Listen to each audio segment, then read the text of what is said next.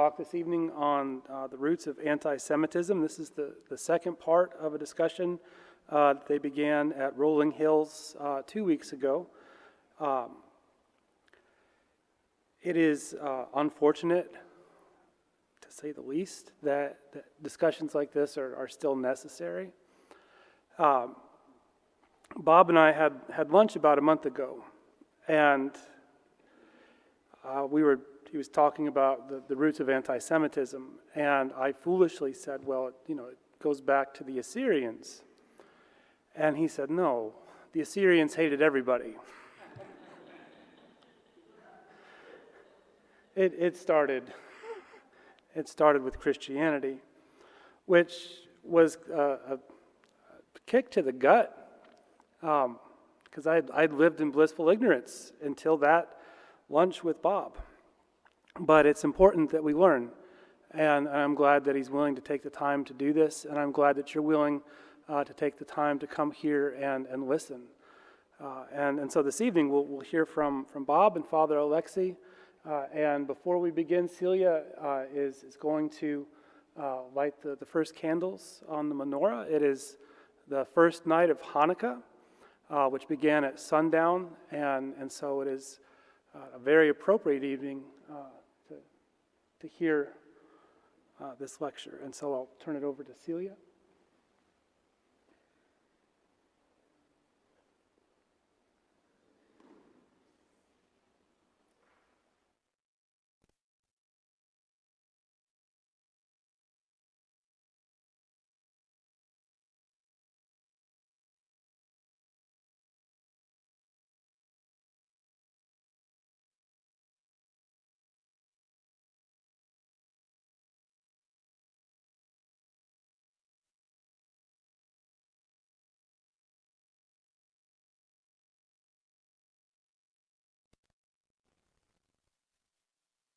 Our ancestors in ancient days and in our time. Baruch atah Adonai Eloheinu melech haolam, shesha atzan nisim lava ba yamim ha'im uvazman hazeh. Do this for you. Yes. Is that on? No. Yeah.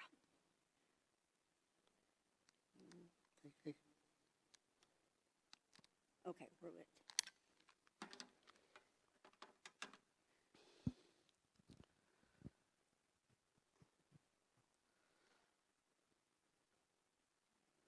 Thank you. And then there's one additional prayer that we say on the first night of Hanukkah, on the beginnings of all festivals and all happy occasions. Baruch atah Adonai Eloheinu melech haolam, she'achiyanu v'kiyamanu v'hiyanu lazman hazeh. Praised O you, O Lord our God, sovereign of the universe, who has kept us in life, sustained us, and brought us to this day. Amen. I guess I should say something about Hanukkah. The Hanukkah is a 9-branch candelabra. The 7-branch is described in the Bible and was part of the sacred articles of the temple. The Arch of Titus, who conquered the temple, has a picture of people bearing that 7-branch candelabra in a victory procession in Rome. Hanukkah is the only holiday, biblical holiday of that time that we have, that we know exactly the history of. And it happened in 164 BCE. The Syrian Greeks had controlled Judea, and they had profaned the temple. The Hasmoneans, or Maccabees, led by Judah Maccabee, had defeated them, reclaimed the temple, and it was time to rededicate the temple. So they looked up Solomon's procedure for dedicating the original temple and somewhat followed that in their dedication. Hanukkah means dedication, and it is 8 days because that was the time that Solomon took to dedicate his temple. There are uglier aspects of that time period because the Greeks were trying to convert the Jews into Greek culture and traditions, and there were those who went along and there were those who opposed them. So not only was there a war against the Syrian Greeks, there were elements of a civil war that were involved, but the Maccabees won and rededicated the temple. We celebrate that every year around this time of the year. It moves around because the Jewish calendar has lunar months and then makes up for it by adding time to keep the calendar consistent. There is nothing in the tradition of Hanukkah that relates to gift giving, absolutely nothing, but Jewish kids needed something in December, and that's when that tradition began, so that they could show their Christian classmates what they got for Hanukkah. But there is nothing in the traditional and rabbinic sources about gift giving. So let's go on and get started here. Father Alexei.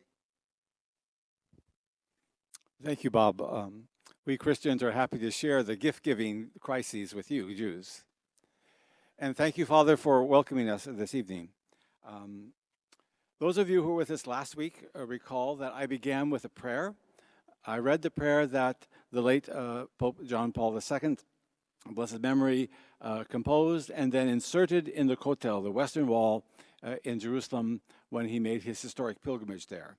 And that prayer said in part, "We are deeply saddened by the behavior of those who in the course of history have caused these children of yours," meaning the Jews, "to suffer.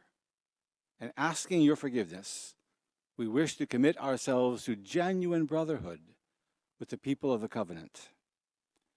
And then we went on, and I walked us through some of the teachings of the early church fathers when we were not acting as genuine brothers and sisters with the people of the covenant. We looked at some of the teachings of Catholic Church authorities, civil authorities in those days. And I ended ultimately with Pope John the 23rd's famous basta, meaning enough, when he, as Pope, was presiding at his first Good Friday service as Pope, and they brought him the book of the prayers for the service. And in those days, our service father continued to have a prayer for the conversion of the Jews. And John the 23rd said, enough of that. We're not praying for the conversion of the Jews any longer. So what I'd like to do then tonight is to take us from there to where we are today, and more particularly, how we interact as Catholics with the Jewish community here in Los Angeles. In 1986, in April, Pope John Paul II made an historic visit to the synagogue in Rome. It was the first time that a Catholic Pope had entered the synagogue since the apostles left what is today the Holy Land and slightly beyond. Not until 1986. And there, I had the privilege once of being in that famous synagogue, and you could still feel his presence, still resonating from the walls. And I'd like to share a bit of what he said there that day. Today's visit is meant to make a decisive contribution to the consolidation of the good relations between our two communities, an imitation of the example of so many men and women who have worked and who are still working today on both sides to cover over old prejudices and to secure ever wider and fuller recognition of that bond and that common spiritual patrimony that exists between Jews and Christians. This is the hope expressed in the fourth paragraph of a document entitled Nostra Aetate from the Second Vatican Council on the relationship between the Church to non-Christian religions. The decisive turning point in relations, the Pope said, between the Catholic Church and Judaism and individual Jews was occasioned by this brief but incisive paragraph. We are all aware that among the riches of this paragraph in section 4 of the document, 3 points are especially relevant. I would like to underline them here before you in this truly unique circumstance. The first, and we hinted at this last time, the first is that the Church of Christ discovers that her bond with Judaism discovers that bond by searching into her own mystery. The Jewish religion is not extrinsic to us, but in a certain way is intrinsic to our own religion. With Judaism, therefore, we have a relationship which we do not have with other religions. You, the Jews, are our deeply beloved brothers and sisters, and in a certain way it could be said that you are our elder brothers and sisters. The second point noted by the Council, Second Vatican Council, is that no ancestral or collective blame can be imputed to the Jews as a people for what happened in Christ's Passion. Not indiscriminately to Jews at that time, not to those who came afterwards, nor to those of today. So any alleged theological justification for discriminatory measures, or worse still, for acts of persecution is unfounded. The Lord will judge each one according to his or her works, Jews and Christians alike. And the third point that I would like to make, the Pope said, is to emphasize that in the Council's declaration that it is a sequence of the second. Notwithstanding the Church's awareness of her own identity, it is not lawful to say that the Jews are repudiated or cursed as if this were taught or could be deduced from the sacred scriptures of the Old or New Testaments. Indeed, the Council had already said this in its text Nostra Aetate, and also in Lumen Gentium, referring to St. Paul's letter to the Romans, that the Jews are beloved of God, who has called them with an irrevocable calling. That document, to which John Paul II is referring, Nostra Aetate, of the Second Vatican Council's 16 major documents, more than 100,000 words, by far the shortest is Nostra Aetate, the declaration on the relationship of the Church to non-Christian religions, also known in English as In Our Time, promulgated by Pope Paul VI on the 28th of October, 1965. Only 41 sentences in 5 paragraphs. The 4th paragraph, on the Jews in particular, is the longest, and that's 17 sentences. But those 17 sentences totally revolutionized Catholic teaching towards our Jewish brothers and sisters. Without it, I wouldn't be here today, and we wouldn't be enjoying the relationship that, for the most part, we have. Not always, but for the most part, we have. So Nostra Aetate stands as a revolutionary document in itself, but it also initiated Catholic the whole interfaith movement. To be brutally honest with you, we weren't interested before Nostra Aetate, and now we're an integral part of all of this. Nostra Aetate has an interesting history. When John the 23rd, the Pope at the time, who summoned the Second Vatican Council, before he became Pope, he had a very varied career, if you will, in the Church. He was, prior to becoming Pope, he was the Archbishop of Venice in Italy.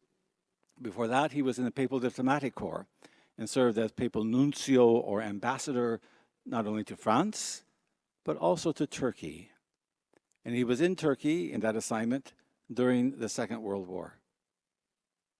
And as Nuncio there, he helped facilitate the migration of many Jews fleeing the Holocaust in Eastern Europe through Turkey to what was then known as the British Mandate of Palestine. Years ago, I twice had the opportunity of being in the old nunciature in Istanbul before the capital was moved to Ankara. Unfortunately, they don't allow people to enter that anymore, but they used to with special connections. So I had the privilege of sitting in his chair. I had the privilege of walking on the same carpet that he walked on. I had the privilege of praying in the chapel where he prayed. And in that tiny chapel, someone subsequently has installed a huge portrait of him. And the eyes are the eyes of, you've all seen these portraits where the eyes follow you wherever you go, very penetratingly peering into you, almost asking you, what are you doing to continue the movement that I started? What are you doing to continue that? For he always had this question in his mind, what he termed the Jewish question. And when he became Pope and summoned the Second Vatican Council, the Jewish question still percolated in the back of his mind.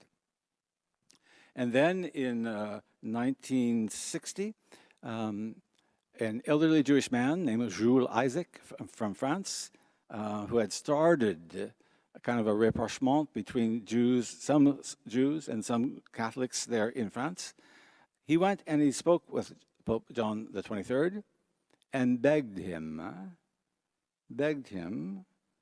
saying that the teachings of contempt of the Jews by the Catholic Church are unbiblical, and you must do something to change this. And so this resonated with John the 23rd's Jewish question as to what was the culpability of Catholic churches leading up to the Holocaust. And he instructed one of the cardinals prefects to write this document. The document was to be initially only about the Jews, but Nostra Aetate then was expanded in the discussions of the council to include Muslims, Hindus, and Buddhists as well, and by extension, every and all non-Christian faiths. And thanks be to God, this document then was passed by a vote of the Council of Bishops, 2,221 yeses and only 88 noes, which shows us that the Holy Spirit here was guiding us to make this right decision to work on our relationship with the Jewish people. So how do we enflesh that here in Los Angeles? Well, we do this in a number of ways, or I should say we try to do this in a number of ways. I've been the ecumenical and interreligious officer for the Archdiocese now. This month is my 20th year doing this. And I've seen some successes, and I've seen some failures, and I've certainly seen areas where we need to improve. For example, we have a priest-rabbi dialogue, where a number of priests, a number of rabbis meet once a month. We've looked at a number of different topics, trying to gain knowledge of the other. How does the other approach this? Life cycle events, for example. Sabbath. What does the Sabbath mean to a Catholic? What does the Sabbath mean to the Jew? What can we learn from each other? I'm not speaking for the rabbis here, but I'm speaking for the priests that belong there.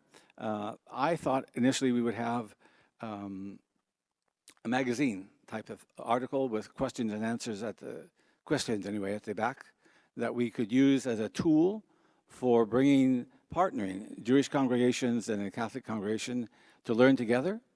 The priests, however, got very verbose, and with all due respect to the rabbis also, they got very verbose. And those little magazine-style articles that I envisioned, now a book of 1,000 pages. Well, nobody's going to read a book of 1,000 pages. They do get verbose. Yeah, not going to happen. I went to every Catholic publisher I could find, asking them whether they would publish this. Oh no, Father, nobody's going to read that. And finally, they suggested, why don't you redo some of this on YouTube videos? So that's what we've done now. You can find these YouTube videos online easily. There's not only one, but there are two sections now, two different groups. of Catholic and Jewish women who come together for a conference each year, one located here in the South Bay. The other one is located in West LA, San Fernando Valley. And these ladies have been, the one in the LA and San Fernando Valley, they've been at it for something like 30 some years. And the beauty here is that not only do they discuss things at their monthly meetings and then hold a huge conference every year about this, open to the public, but they've grown in friendship and support for one another. Most recently, one of the Jewish ladies was having some rather difficult surgery, and she asked for prayers from her Catholic sisters on that group. That shows a certain solidarity and acceptance and support of the other. We partner with the Anti-Defamation League in a program called Bearing Fruit, whereby Rabbi Elliot Dorff, and myself present in not all, certainly we have 50 high schools in the Archdiocese, in certain high schools or certain groupings of faculty of high schools. We immersed the faculty and the staff in an all-day seminar combating anti-Semitism, what to look for, how to look at the roots, acknowledge where we're responsible, what we need to do to amend those things. It's quite a good program, and I wish more of our schools would take advantage of it.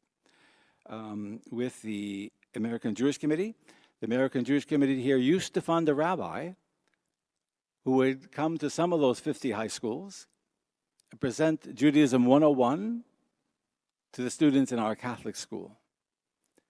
When I first took this position, I was fascinated by this. And I went with him and just sat in on the class to see, what is he teaching these kids? He had them mesmerized.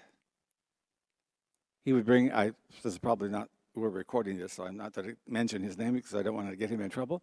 But he would bring the Torah scroll, and he would roll out the Torah scroll, and these kids would have an opportunity to come up and look at it. And then when they couldn't read it because it was all in Hebrew, he would read it for them, and he would teach them how to read portions of it. Now, they would ask some rather naive questions. You mean you Jews don't have Christmas? And they would say, no, but we have Hanukkah, that type of thing. So, but it was a learning process.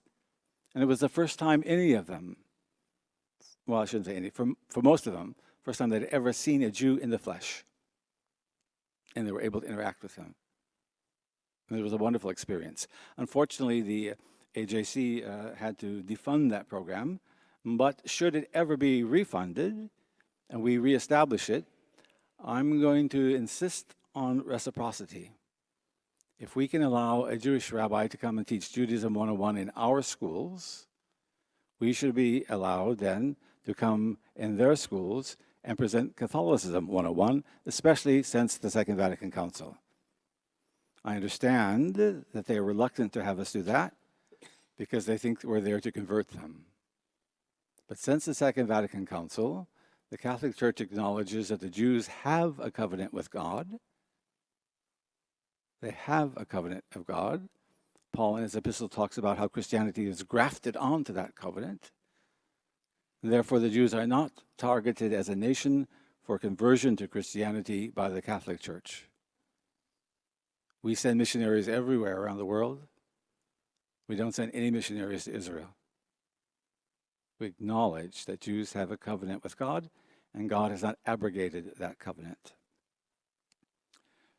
We have, I remember once being invited to speak at Milken High School in the Volta Pass there, and everyone was very polite and correct, and I gave my little presentation, and then I asked if there were any questions, and some very polite questions, and then finally, one young guy had the guts, if you will, to get up and said, now, Father, do I have to be Catholic to enter paradise? Not every Jew believes in the second life, but this particular man did.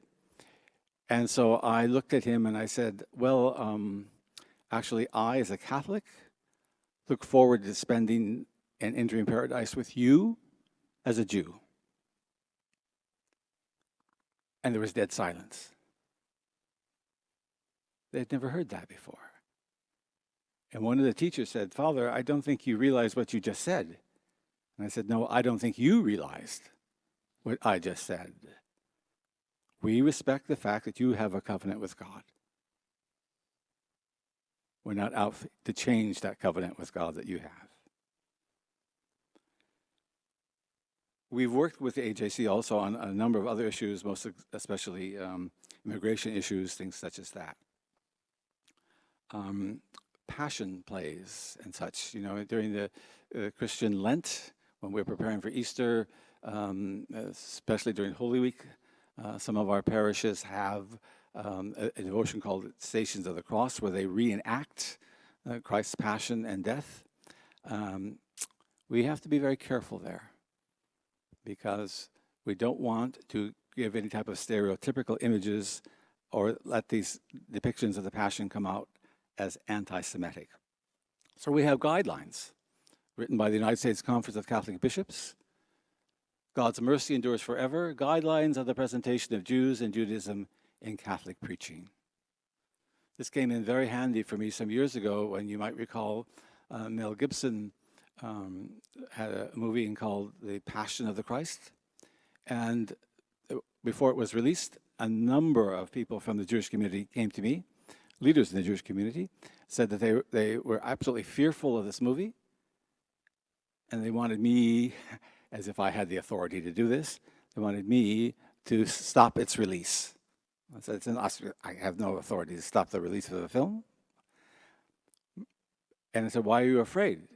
And they were afraid because it would depict the Jews in a very anti-Semitic way, and that it would release a whole new wave of anti-Semitism. So I said, well, let's do this. Let's use this as a teaching moment. And we agreed that they would provide a Jewish film critic and a couple of rabbis. I would provide a Catholic film critic and a couple of priests. I would arrange for a private showing of the film then, or at least a version of the film. There were a couple of different versions of the film.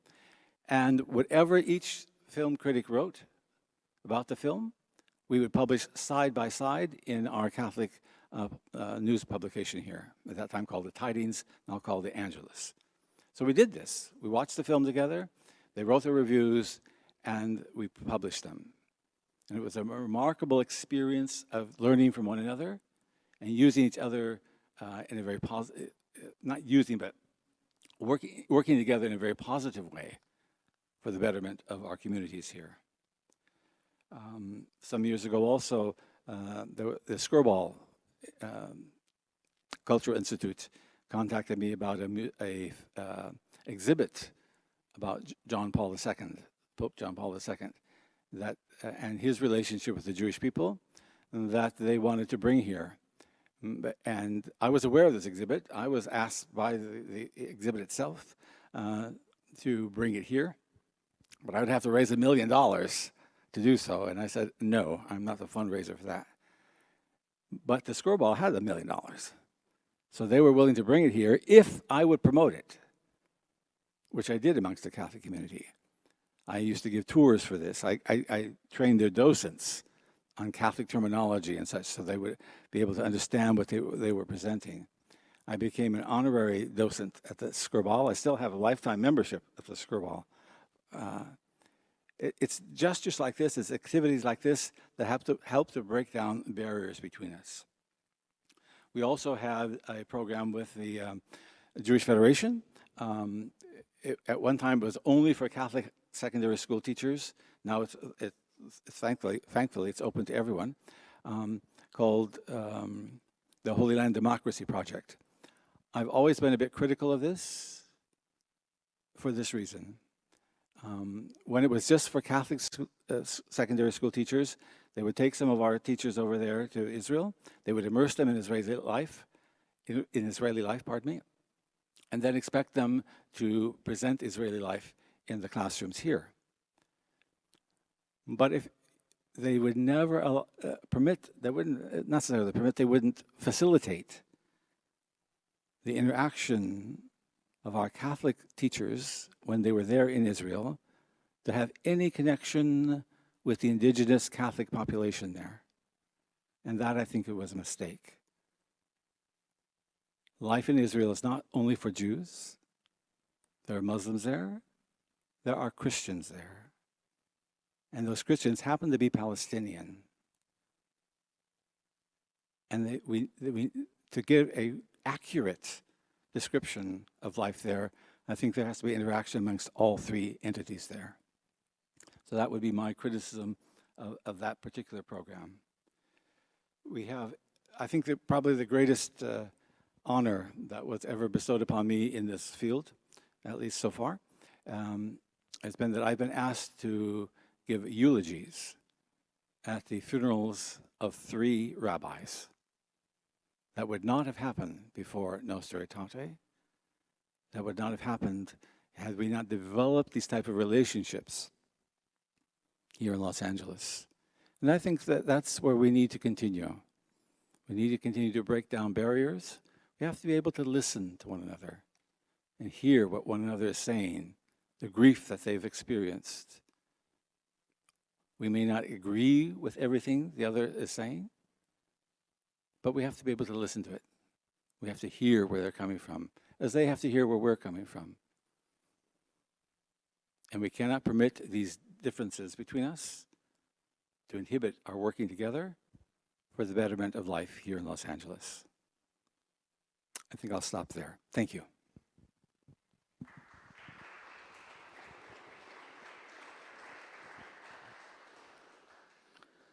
This man is a blessing for all of us.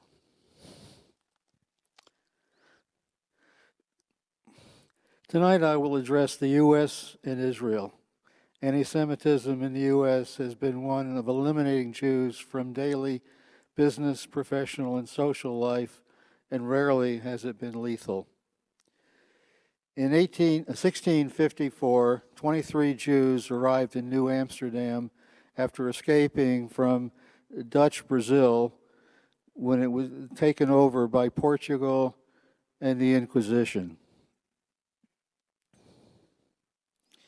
Governor Peter Stuyvesant refused admission, saying Jews were a deceitful race that would infect the colony if he did not stop them. He barred them from buying land for important reasons and refused to allow them to take turns standing guard with the citizen militia, citing the aversion and disaffection of this minority to be members of the aforesaid Jewish nation. If they don't like it, consent is hereby given for them to depart whenever and wherever it may please them.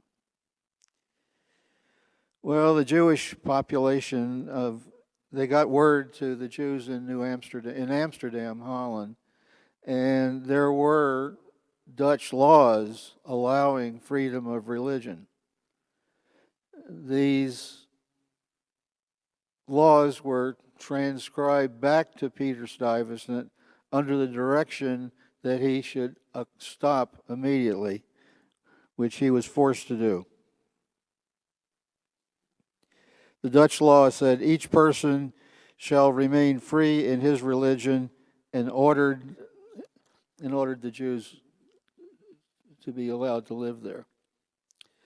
After the American Revolution, most of the colonies changed their constitutions to take all citizens to be equal while ignoring the evils of slavery.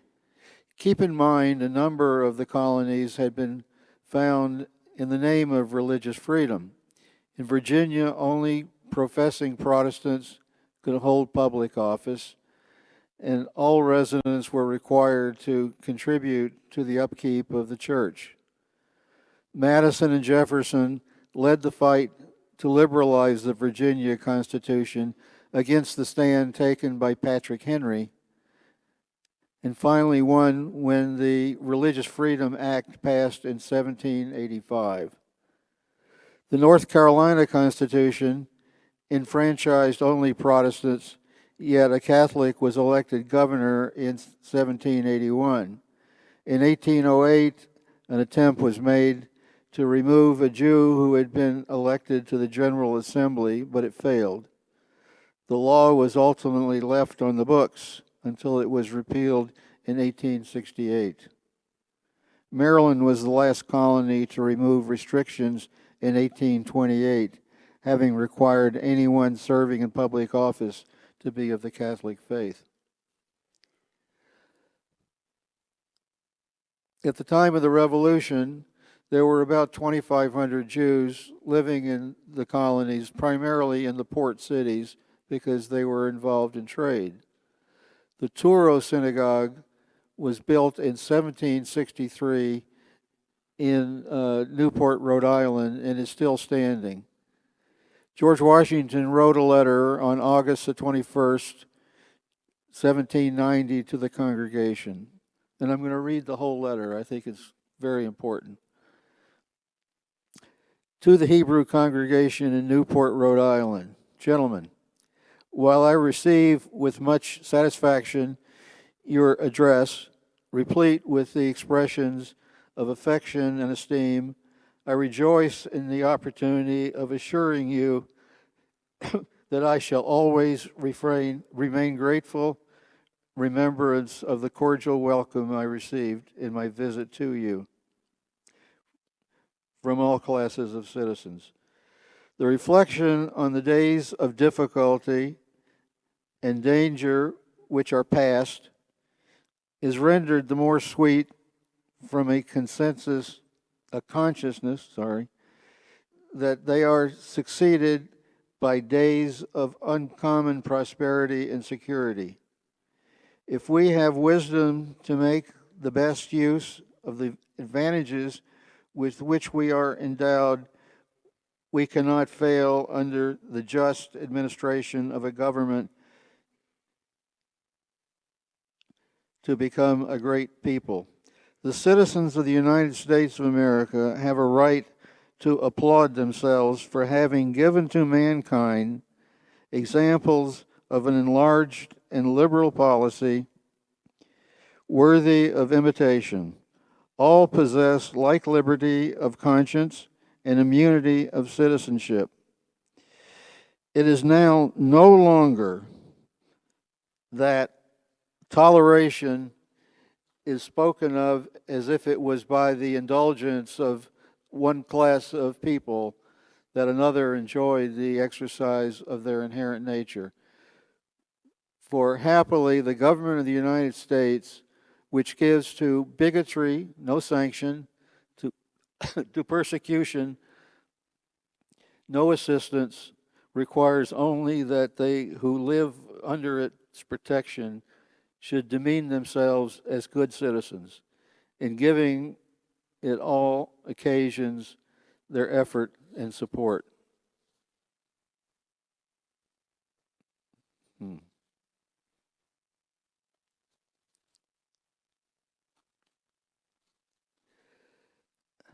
This letter is read every year on the anniversary by the congregation of Touro Synagogue in Newport.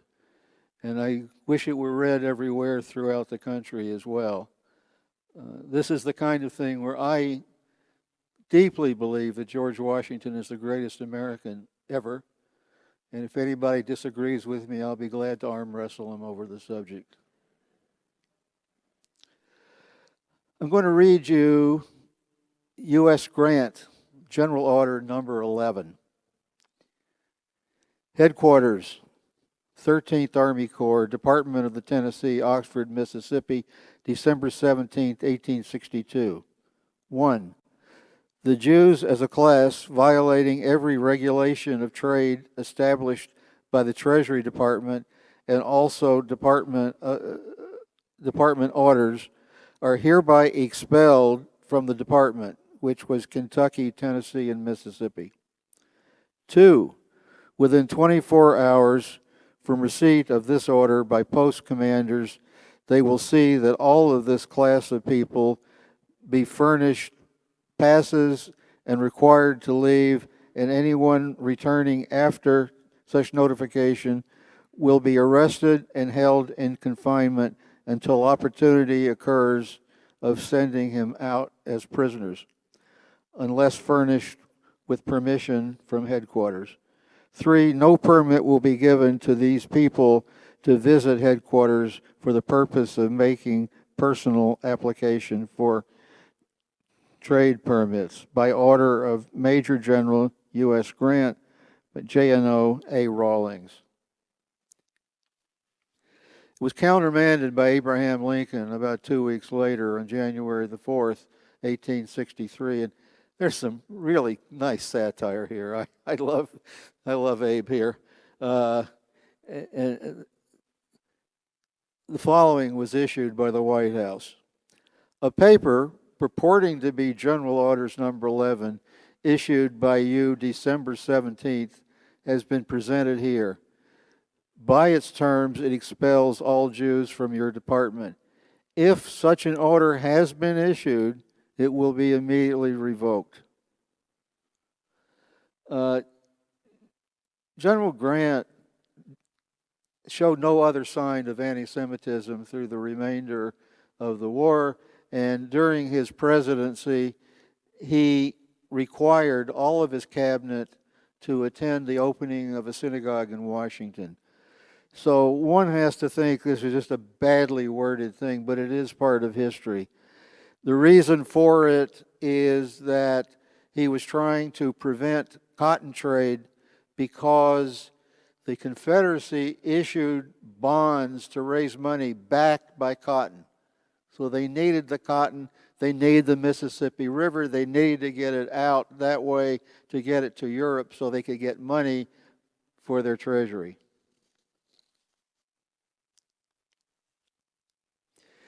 In 1913, in Marietta, Georgia, a young white girl, Mary Fagan, was strangled and her body found in the basement of the pencil factory where she worked. Leo Frank, the 31-year-old Jewish manager of the pencil factory, was accused of the murder with no substantial evidence whatsoever, simply blame the Jew. Jim Conley accused Frank, which many thought be to keep himself from the blame and keep him in the clear. Frank was convicted and sentenced to death. The Georgia governor, John Slayton, was aware of the lack of proof and courageously communicated his death sentence to life imprisonment to buy time. The case attracted attention, and many reporters deemed the conviction a travesty. Within Georgia, this outside criticism fueled anti-Semitism and hatred toward Frank. On August 16, 1915, he was kidnapped from prison by a group of armed men and taken to Marietta, Mary Fagan's hometown the next day, where he was lynched. The new governor vowed to punish the lynchers, who included prominent Marietta citizens, but nobody was charged. In 1986, Frank was posthumously pardoned by the official of the state of the crime. My family lived 40 miles away from Marietta, and 30 years later, and believe me, it was on their minds.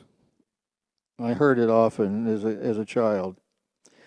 And during that time also, the temple in Atlanta was bombed in a very famous incident that was part of Driving Miss Daisy.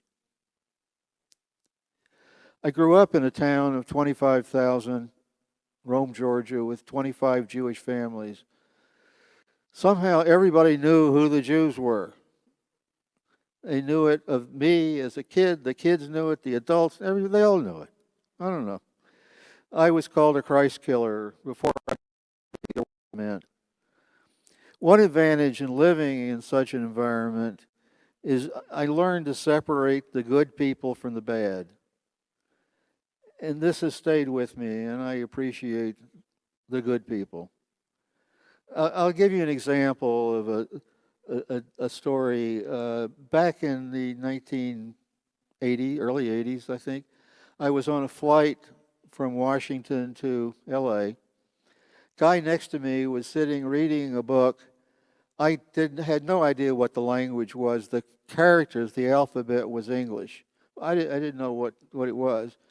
So when they served food, back then they served food, When they served food, we got to talking, and he told me he was from Budapest, and that was Hungarian that he was reading. And he looked at me and he said, "You're Jewish, aren't you?" "How did you know that?" And he said, "In Budapest, we have to know these things." And I would hate to think that somebody in the United States could ever make a statement like that. Between 1903 and 1905, more than 3,000 anti-Semitic publications were issued in Russia. One of these was the Protocols of the Elders of Zion, supposedly containing the minutes of a secret meeting of Jews plotting to take over the world. Its authorship is attributed to the Russian secret police and received widespread readership, even though it was exposed as a hoax. In 1920, Henry Ford read the book and, believing it to be true, serialized its contents in his newspaper articles supporting its claim, including the scope of Jewish dictatorship in the United States, Jewish degradation of American baseball, and the international Jew, the world's foremost problem. In 1922, he published his article in a book that sold over 1 million copies. My grandfather, my father, and their generations would never buy a Ford. Father Charles Conklin was an outspoken anti-Semite in Detroit and had a connection with Henry Ford. Conklin's 1930s radio show reached over 3 million homes, and his newspaper, with 1 million circulation, published the Protocols of the Elders of Zion and continued to claim the story was real and ongoing.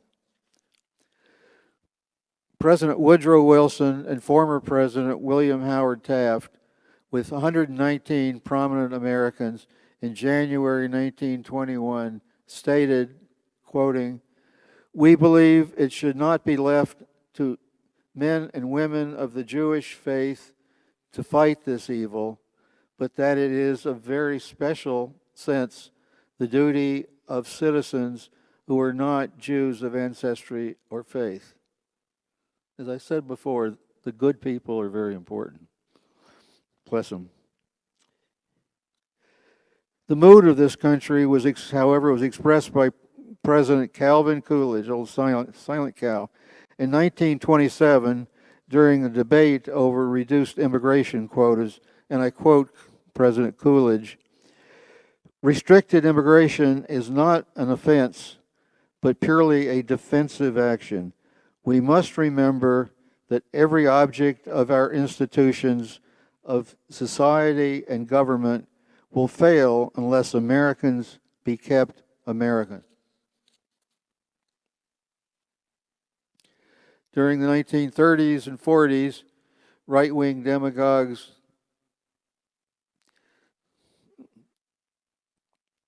linked the Jews and the Roosevelt administration to the threat of war in Europe.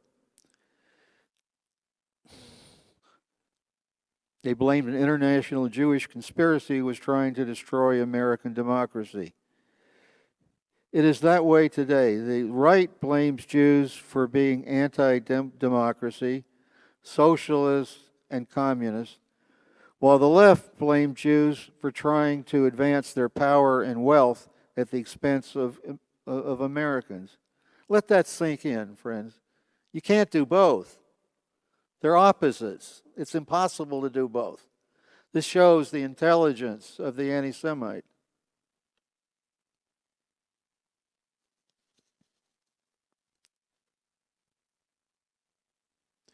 In a speech delivered September 11, 1941 at an American First rally, Charles Lindbergh claimed that 3 groups had been pressing this country toward war: the Roosevelt administration, the British, and the Jews, and complained about what he insisted was the Jews' large ownership and influence in our motion picture, our press, our radio, and our government. We still hear that charge today. Let me lighten up a minute here. Jews are excellent at black humor. It comes with their history. But there's a story of two old Jewish men sitting on a park bench in the summer, and each one is reading a newspaper. One is reading the Daily Forward, which is the New York Jewish newspaper. The other was reading The Nation of Islam, published by Farrakhan. So the guy reading the Jewish Forward says to the other one, Harry, why don't you read a good Jewish paper? Why are you reading that anti-Semitic crap? And he says, Josh, listen, when I read a Jewish newspaper, I get depressed. I learn about anti-Semitism. I read about intermarriage. I read about troubles with Israel. I read about political problems. When I read The Nation of Islam, I learn the Jews own the banks, the Jews own the networks, and the Jews own the media, and I feel good.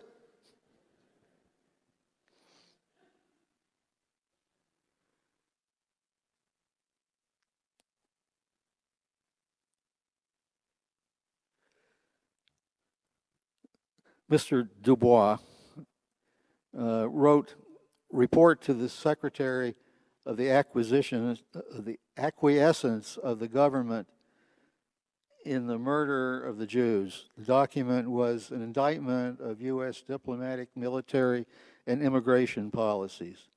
Among other things, the report narrated the State Department's inaction and some instances active opposition to the release of funds for the Jews in Europe. And it condemned immigration policy that closed American doors to Jewish refugees from the countries engaged in their systematic destruction. On January 16, 1944, Henry Morgenthau and Randolph Paul personally delivered the Dubois report to Franklin Roosevelt, warning him that Congress would act if he did not.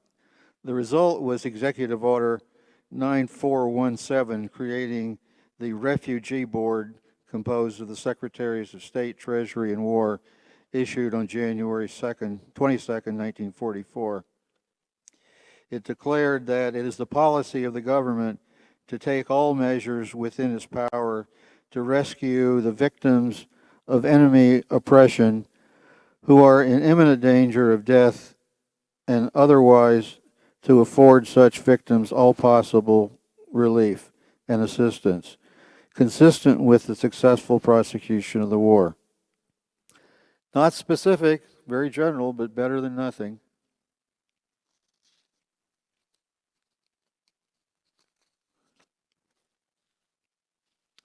After the German surrender, I'm going to read two quotes to you about the condition in the concentration death camps after the German surrender. First, Earl G. Harrison was sent by Harry Truman to report on conditions of the Jews in August 1945, 3 months after the German surrender. Quoting, "We appear to be treating the Jews as the Nazis treated them, except that we do not exterminate them. They are in concentration camps in large numbers under our military guard instead of SS troops 3 months after VE Day and even longer after the liberation of the individual camps. Many Jews, displaced persons, and others are living under guard behind barbed wire fence amidst crowded, often unsanitary, and generally grim conditions, in complete idleness, waiting, hoping for some word of encouragement and action on their behalf." Now I'm going to read you an entry from the diary of General George S. Patton, who was in charge of Bavaria, military governor of Bavaria. And this is a quote, Chile. On September 15th, 1945, his diary entry, quoting, Harrison and his ilk believe the DP, displaced person, is a human being, which he is not. And this applies particularly to the Jews who were lower than animals. Our great hero, General Patton of Pasadena. Throughout this country, there are what was euphemistically called real estate covenants, CC&R, covenants, conventions, and restrictions that were written into sales contracts at a time when development of open spaces was widespread. Some specified industrial exclusion and prevented billboards, which are reasonable objectives. Racist ones use various words to restrict neighborhood land and home sales to Caucasians, the term they use to exclude blacks, Asians, and Hispanics, and extended in ignorance to include Jews, who were as much Caucasian as anybody else. They existed in the LA area along Sunset Boulevard and Wilshire and in Palos Verdes Estates. It wasn't until 1948 when restrictions because of race, were declared unconstitutional, yet it took 20 more years until the Fair Housing Act was passed in 1968 for the reality of the civil rights protection to take hold. I'll give you a few examples. In Palos Verdes Estates, covenant forbade owners to sell, rent, owners forbidden to sell or rent house to anyone not of the white or Caucasian race, or to permit blacks on their property, with the exception of chauffeurs, gardeners, and domestic servants. Forest Hills Garden, Queens, New York. Covenants forbade the sale of real properties to blacks, Jews, and working class people. Jackson Heights, Queens, New York. Covenants employed to restrict occupancy to white non-immigrant Protestants. Upper Arlington, Ohio. Covenants forbade the sale of real property to blacks or Jews, but did allow for colored servants to reside in the residence. Williamstown, Massachusetts, in 1939, prohibited any non-white, not in domestic service, from living in the town. Kansas City, both at the Johnson County in the suburbs and at the country club area of downtown Riverside, Kansas City, restricted covenants used to exclude blacks and Semitic people. I strongly recommend you watch the film Gentleman's Agreement to see what sophisticated American anti-Semitism in 1947 was like. It was awarded the Oscar for Best Picture, and the film was selected for preservation in United States libraries by the Library of Congress as being culturally, historically, or aesthetically significant. It stars Gregory Peck as a Christian named Green, who, writing a story of anti-Semitism in employment, housing, medicine, and hotels in New York and Connecticut suburbs. To do so, he claimed to be a Jew named Greenberg and watched the reaction compared with his Christian experience as Green under the same circumstances. Hollywood made its case very strongly, as it usually does, when demons demonstrating problem in society, and this particular societal problem was personal to the Jews who had created the Hollywood film industry. For one specific example, which I heard about when I was a kid, the Kenilworth Hotel in Miami Beach had a sign on its front lawn, "No dogs or Jews." Many universities and professional societies had Jewish quotas. I know a friend who was refused admission to a highly respected university because they told him they'd exceeded their Jewish quota as late as 1970. Private clubs, civic organizations, banks, law and accounting firms, and hospital medical staff excluded Jews. This is why there are Jewish law firms, Jewish hospitals, and Jewish social clubs, as Jews were forced to start their own. Both City of Hope and Cedars-Sinai were begun by Jewish physicians excluded from Christian hospitals. In New Orleans, the Jews are excluded from the crews which make up the floats for the Mardi Gras parade because of their Jewishness. So what the Jews have done in New Orleans is support the hospital. I'm going to read you a couple of polls to show you how things have get depressed and how they have somewhat changed in ways. The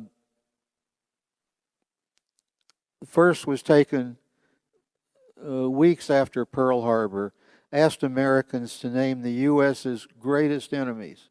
So this would be January 1942. Japan, 25%. Germany, 18%. Jews, 15%. A later poll in June 1944 asking the greatest threat, Jews, this is 1944, the war is still going on. Jews, 24%, Japanese, 9%, Germans, 6%.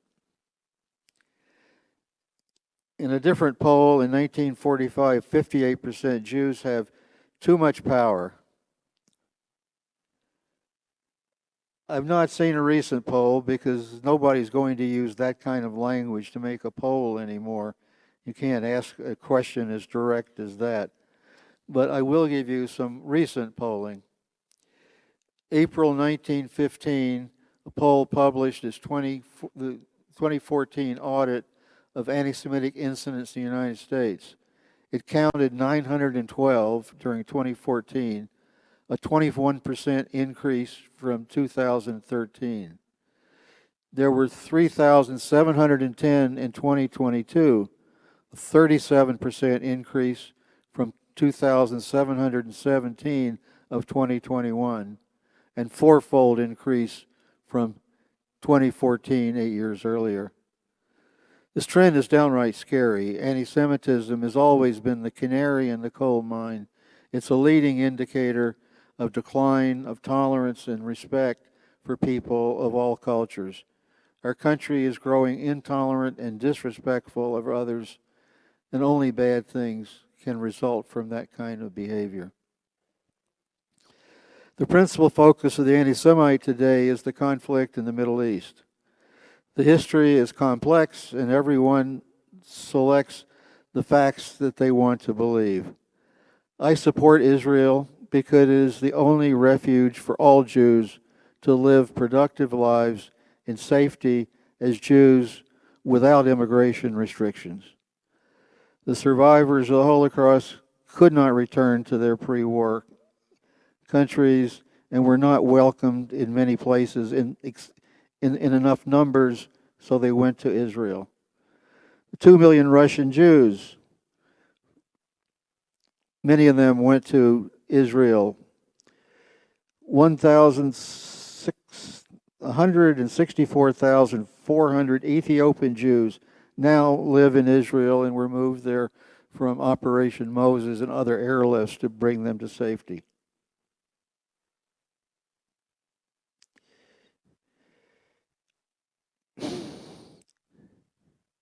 In 1900, Jews were 40% of Baghdad's population.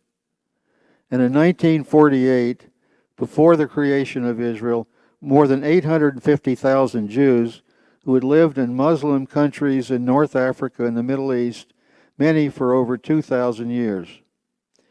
Today, the total number of that 850,000 Jews living in North Africa and the Middle East is less than 2,000. as they were forced to leave their homes with whatever they could carry. Their property was confiscated. Most had no place to go. 650,000 of the 850,000 settled in Israel. Please understand why Jewish people defend Israel. They do not wish harm to Palestinians, but place critical importance on Israel as the only guaranteed refuge of displaced Jews from throughout the world. I support Israel for that reason.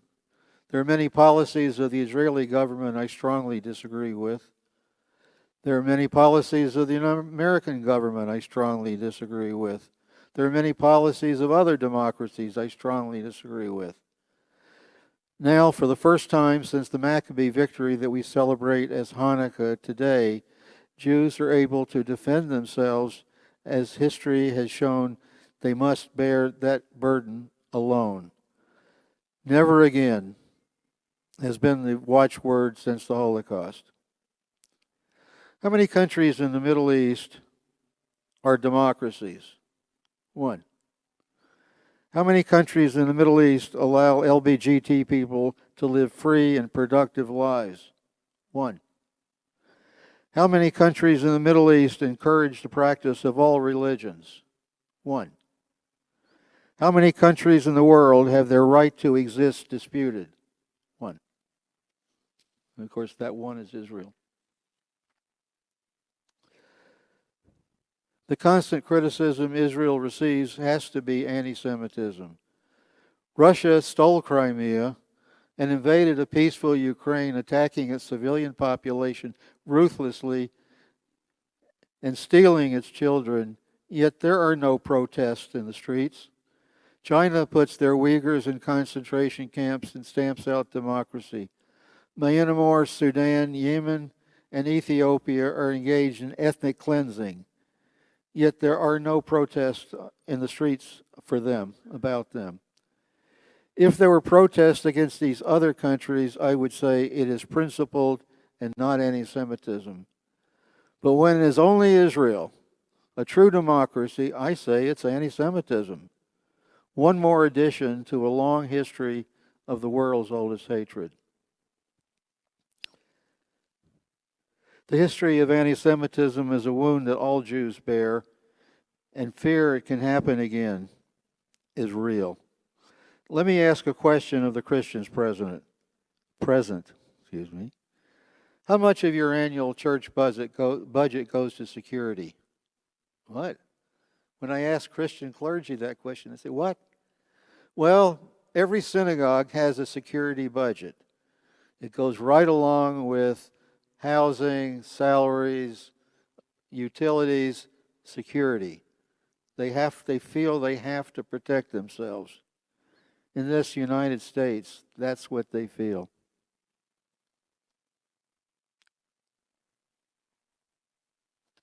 Mm-hmm. They're telling me to stop, huh? There. Yeah, thank you. Huh. We begin Hanukkah, the festival of lights, earlier by lighting the candles. American Jews have always placed lit candles in a window, but many are afraid to do so today. Friends who always placed Hanukkah decorations using Hanukkah Harry as a counter to Santa Claus on their front lawns this time of year as a good-natured expression are afraid to do it today. They don't want to advertise their Jewishness. Some fear to show their Jewishness with skullcaps in public or with jewelry. Fear from being a Jew has no place in this country, as George Washington promised.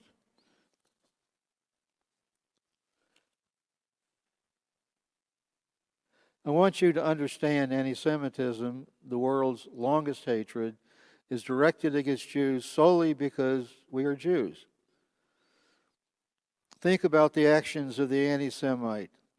Condemn people they have never met, people they have no idea of what they say or think, people they have no knowledge of whether they are good or bad, only that they are Jews.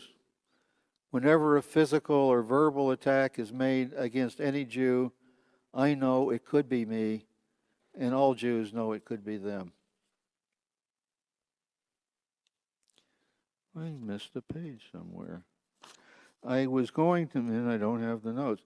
Tuesday, the presidents of Harvard, MIT, and Penn were called to testify before the House Committee about the safety of anti-Semitism on their campus. One of the representatives asked the three of them a very direct question. Is advocation of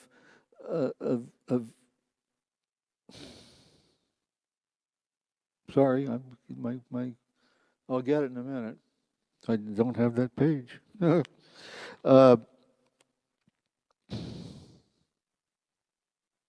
Is advocating ethnic cleansing of Jews against your code of ethics? Not a one of them said yes. They equivocated. They talked about context. They didn't say, no, you can't do that on my campus. And then, in showing complete ignorance, the president of Harvard said that anti-Semitism is a result of ignorance, and it's cured by knowledge. Well, friends, that is an example of saying, in the greatest truth of George Santayana's statement that those who don't understand history are doomed to repeat it. The most advanced educational country in the world was Nazi Germany, and they gave us the Holocaust. To me, these three presidents typify an old Brit saying that I just happen to like a lot. They're too clever by half.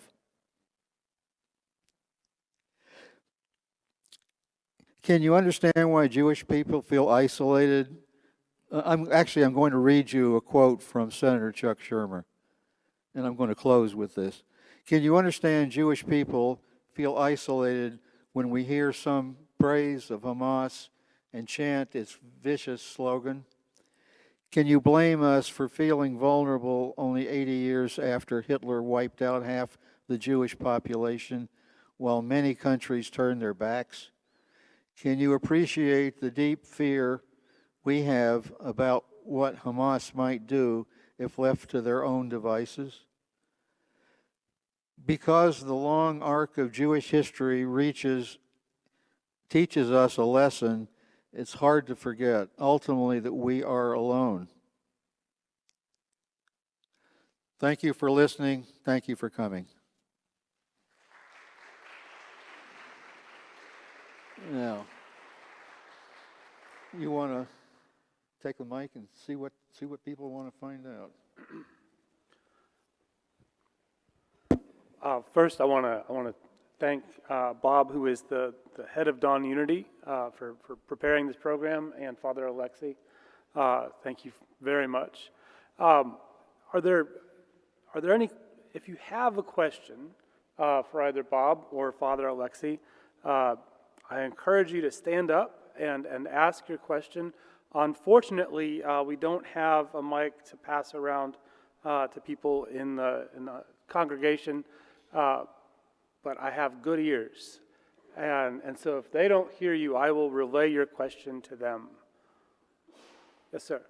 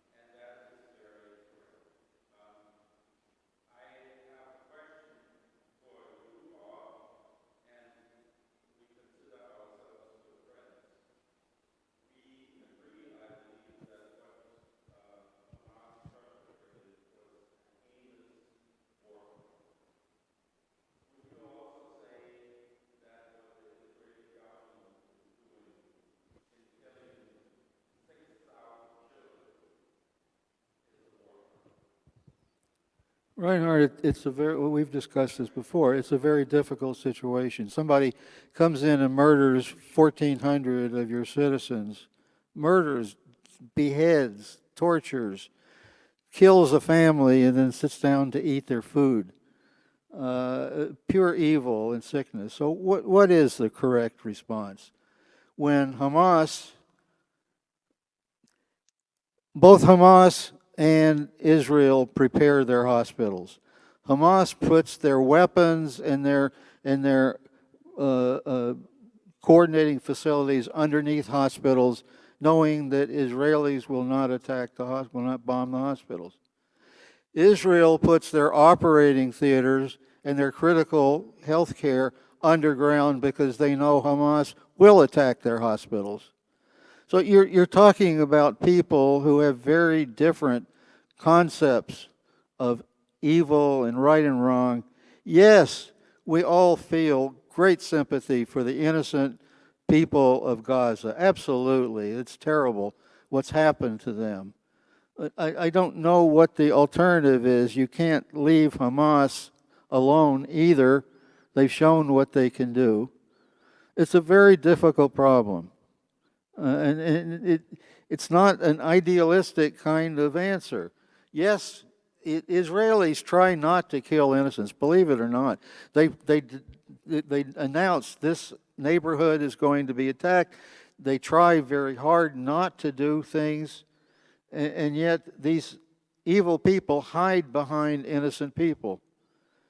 So what can you do? And Hamas has not been a good government for the people of Gaza either. They have spent all the money on their weapons, their tunnels, and very little on the people. So it's a very nasty situation, and nobody's happy about it. No Jew is happy about what's going on.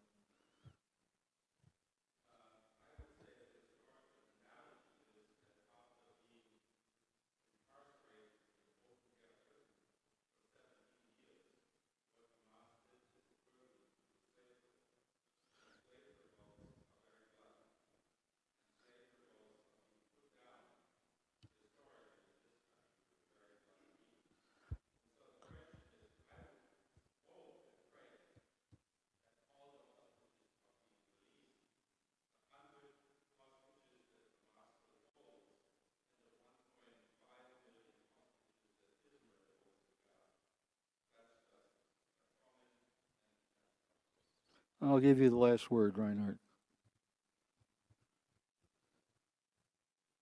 Are there other questions or comments?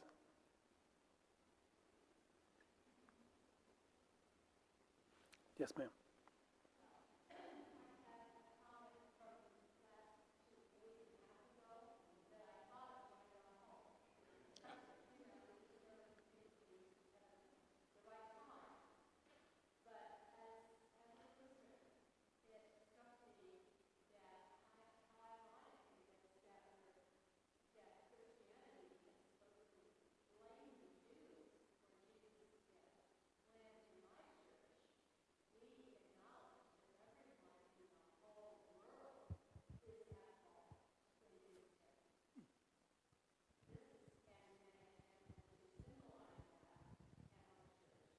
Let me make one comment. Until the creation, I'm sorry.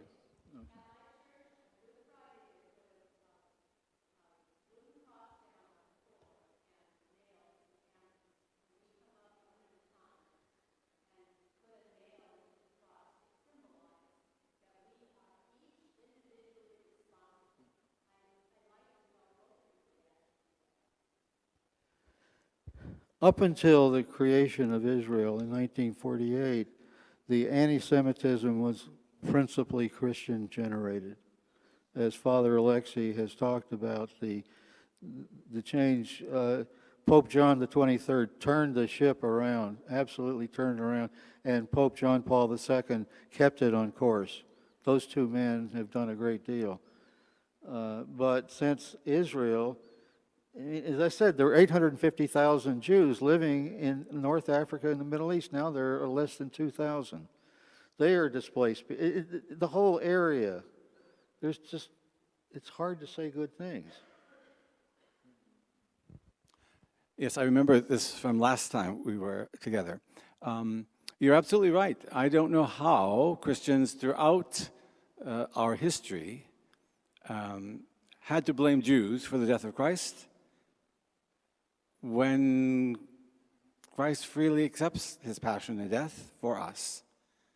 And the gesture in your church, or that ritual of each of you coming up and accepting responsibility for putting him on the cross, that's wonderful. Absolutely wonderful. I know of other churches that do a similar gesture on that day. But I have to tell you that there are still other Christians who will teach that the Jews are responsible. They are the killers of Christ. I don't know whether I shared last time, but sometimes in my own little parish we have like a vacation Bible school, and we open it up to the people in the neighborhood. A young kid who did not belong to our parish came, and he must have been 5 or 6 years old, and we were sitting around looking at one of the Bible stories, and the term Jew came up. And he put up his little hand and he said, "Now, Father, Jews, they are the ones that killed Jesus, right?" And this was like 5 years ago. So where is this kid getting that? Someone's teaching him that. And this is what we have to be on our guard against. In the Catholic Church, I alluded to the change in the liturgy for Good Friday, and also I usually warn our clergy to be very careful on how they preach during that week, that they don't obfuscate the responsibility for Christ's death, which is all of ours, as you were saying, and not blame someone else for putting him to death. Are there other questions? Yes, sir.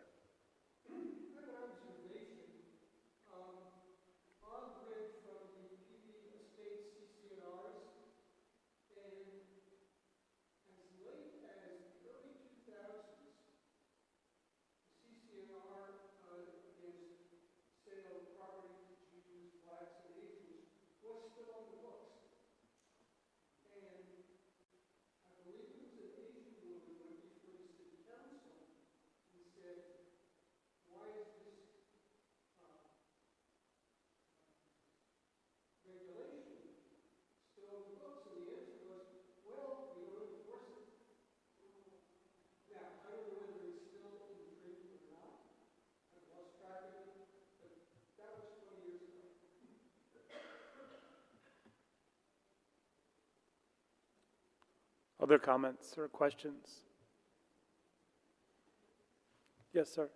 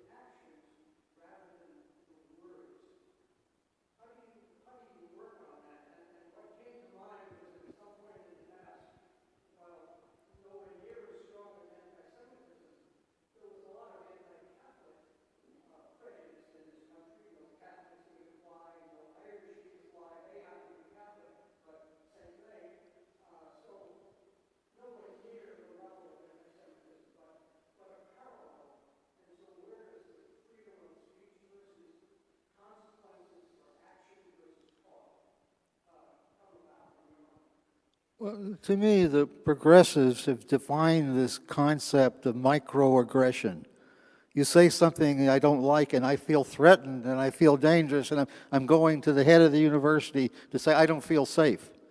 And it's been way overdone in my mind, and people are afraid to deal with it in any way other. And people have been fired for saying trivial things.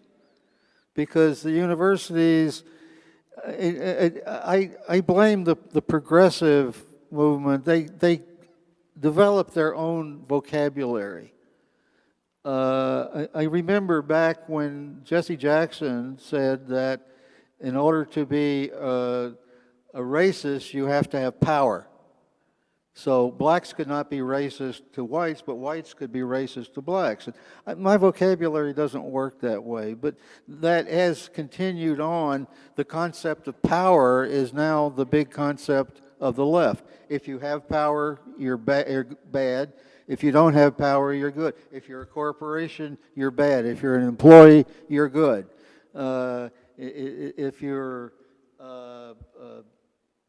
If you have money, you're bad. If you're poor, you're good, etc. I have problems with that kind of treatment.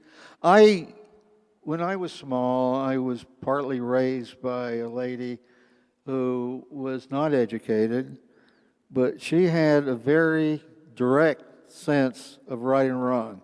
If it's right, you do it. If it's wrong, you don't do it. And if you're not sure, you don't do it. We have too much nuance now, and we allow too many people to invent their own vocabulary and why they should. It's not like it used to be, and it's getting worse and worse. People are afraid to say. I'm a big believer in Thomas Sowell. I've read a lot of his books. I don't know if you know him or not, but he says things you just can't argue with. He says, if these people believe so much in diversity, let them put a Republican on the liberal arts faculty. There are just too many definitions that fit a need rather than fit any integrity of words.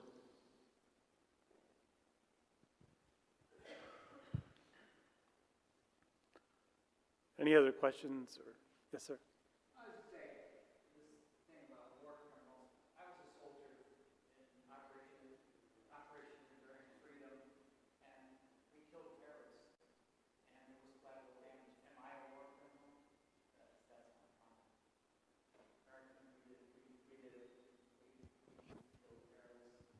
Well, Reinhard Krauss would say yes, probably, and I would say no. I mean, you have that kind of difference. There are people who are extremely I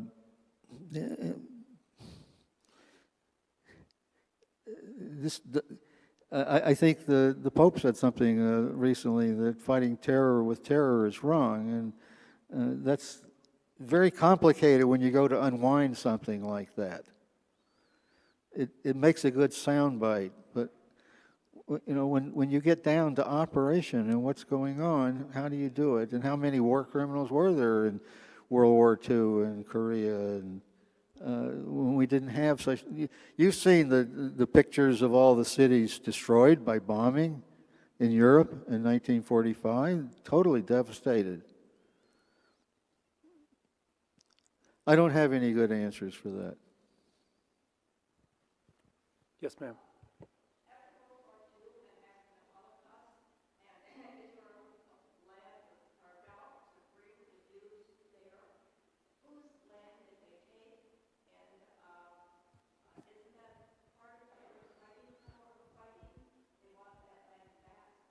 Well, the United Nations had partitioned, first of all, it was partitioned after World War I into Jewish and Muslim areas. And then the United Nations in 1946, I believe, after World War II, partitioned a Jewish area and a Muslim area. Well, before that, it was the Turkish Empire. The Turkish Empire died in World War I. There was no longer an Ottoman Empire at that point. So I don't know, where do you want to go? As I said, there were 850,000 Jews living in North Africa and the Middle East in 1948, and now there are fewer than 2,000. Where do they go? What do they own? There are no good answers. But Israel is the only country in the world who people say they have no right to exist. This is not said about anybody else. And a lot after World War I, the Sykes-Picot Agreement, the Brits and the French carved up Africa and the Middle East by crazy geographical lines. They did not take account of tribal, and the tribalism is what dominates those kinds of areas. So we end up with states that have great problems because they have a combination of different kinds of tribes there, and it doesn't work. And they don't work together. They don't like each other. I don't know what you do. But when they drew these lines, there was no Iraq, there was no Syria, there was no Palestine, there was no Lebanon. They were all part of the Turkish Empire and areas under their control. Yes.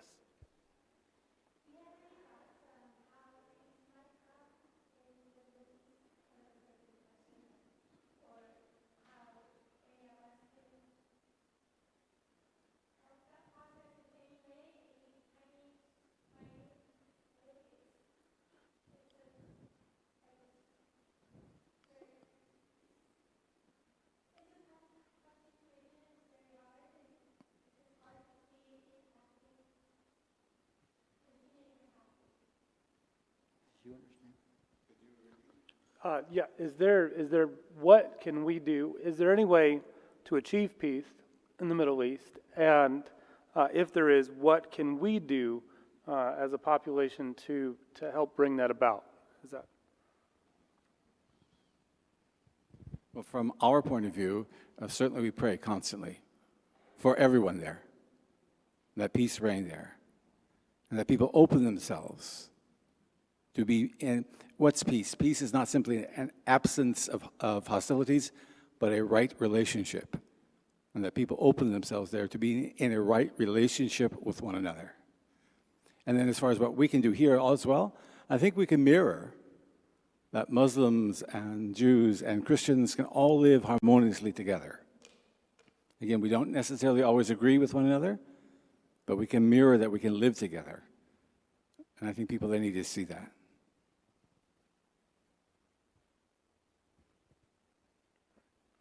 Yes, ma'am.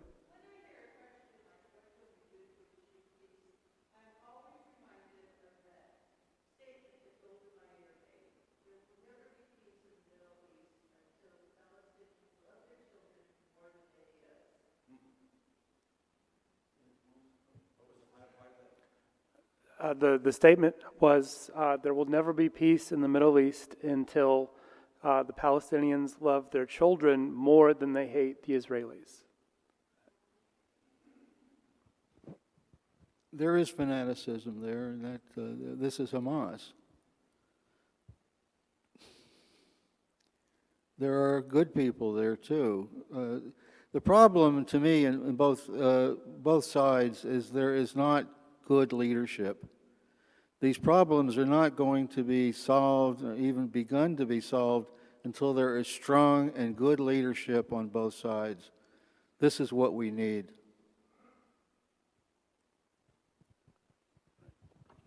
I would just add, what else can we do? There are groups, one called Abrahamic Reunion, where you can watch. They have some wonderful broadcasts from what we term the Holy Land, where Jews, Muslims, and Christians come together and pray together and learn about each other together, do things together. That's just one such organization. There are several others. In the past, I've been there. I co-teach a course from Loyola Marymount University there, and we visit people where Muslims and Jews and Christians are all together, living, trying to live harmoniously together. And we have to be supportive of all these people. Any other questions? Comments?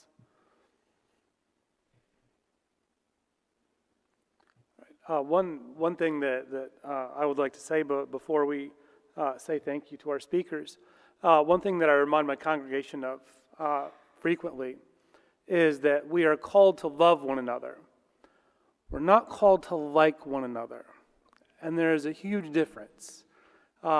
We love one another by respecting one another, by not impeding on one another. Loving somebody doesn't mean that you want to go have dinner with them or go to the movies or anything like that. And I think we confuse the two. Loving somebody means essentially respecting their humanity and their right to exist. It means helping them if they fall down. You don't have to invite them to your birthday party, as my 3-year-old would say. And so I think that we, if we love as we are called to love, I think that is one way that we can help where we are in this world, if we can model that. One other thing that I want to say is that if you do want to arm wrestle Bob over George Washington, I ask that you not arm wrestle there on the table. That is a holy space in the church, and so take your arm wrestling outside. Anybody. George Washington is number one. All right. Thank you all for being here. Thank you, Bob and Father Alexei.